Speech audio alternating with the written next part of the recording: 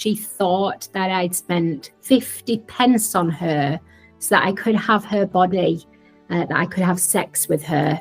I encountered a 9-year-old who lived on the streets. She was a total orphan, so her mum and dad had both passed. And she would just beg on the streets from day to day in order just to survive.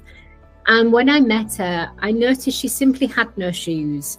Now, I do a lot of work now in rural parts of Africa and see that that's actually quite common. But back then, back in 2006, this was literally only my second ever time on the African continent. And I was just so moved to see a little girl who didn't even have a pair of shoes to her name.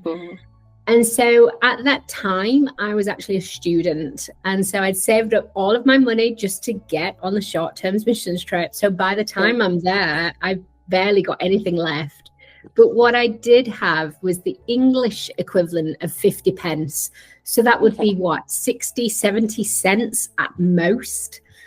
And with my very feeble gift of this 50 pence, I bought her a pink pair of flip-flops to match the pink t-shirt that she was wearing. It came to the evening and myself and the whole team was stood outside the hotel waiting for the cars to go on to the big gospel campaign that was being held in this big stadium in the city centre.